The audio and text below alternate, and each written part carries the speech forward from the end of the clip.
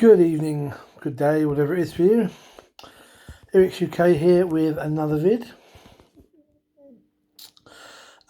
This is RPG Day 2020, day 19. The word today is tower. And I got to be honest, I've spent a good few days pondering what I could do for the word tower. And I'll be honest, I'm not really sure. So I'm just going to tell you a story that involved a tower. It's one of those you probably had to have been there to get the funny side of it, but But this is a story that comes up now and again among our gaming group as one of those classic moments. Now, one of my players, a chap named Gary, while not always the case, but generally has a thing with his characters. They end up being, how can I put this, horny. And generally there's always at least some point in a campaign where his character tries to get laid.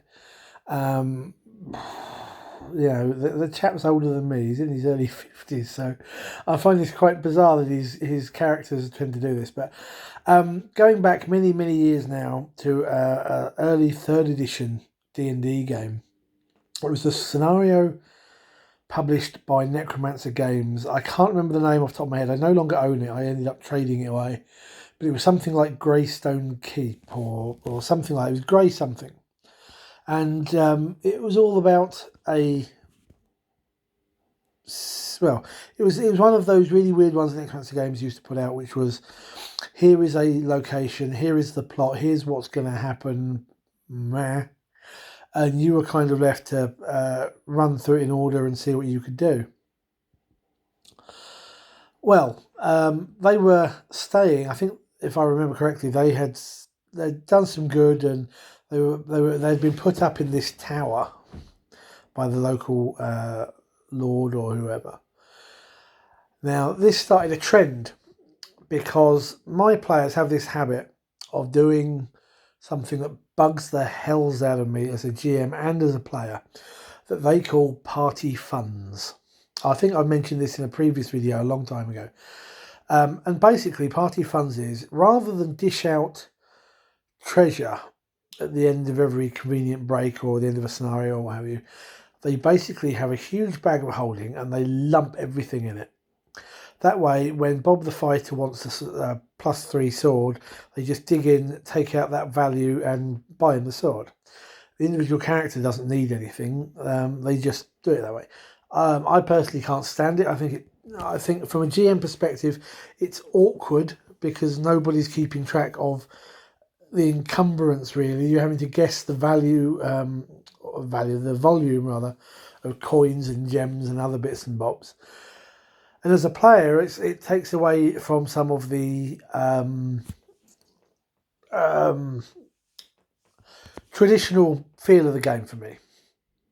Anyway, so what they do is they do this bag of holding party funds thing.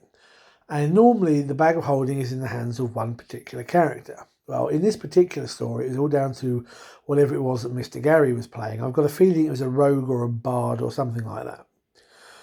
While the party's off doing stuff, he somehow, I forget exactly, picks up this woman and he makes his roll and all this, and he chats her up and he invites her back to his room, and they have the moment, the pleasure, the sexual escapades, which we did not role play out or discuss.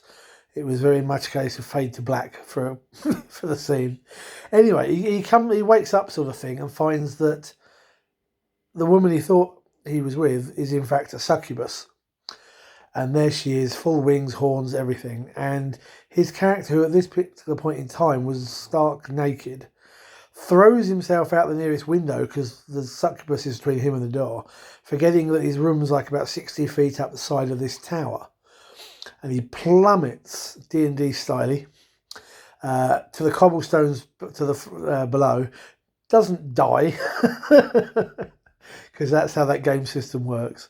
Takes a mass load of damage, pretty bruised, and goes running off through the streets until he gets cornered by the Watcher or the rest of the party. I can't remember which.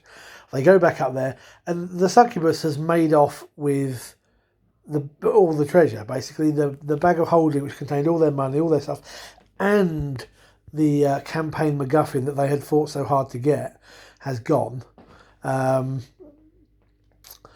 And if I remember correctly, she was working for the villains anyway, so they've got this thing back. And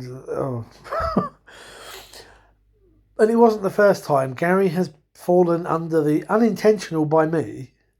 Fallen under the sway of a succubus about 3 or 4 times. Probably every other campaign it happens, and it got to a point after I think the second time they stopped him having the bag of holding with all the party funds in it.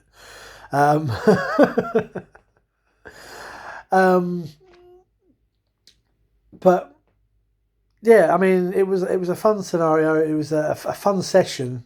And sometimes little things like that do tend to make a session. And it's always something, that particular scene is always brought up when we're reminiscing about good gaming sessions that we've had. And in this particular case, for today's word tower, it involved leaping through the window of a 60-foot tall tower. But very tenuous link there. But always for me, quite an amusing story. Hasn't stopped them doing party funds though, which is frustrating. I mean, this was 15 plus years ago and they still do it. But there you go.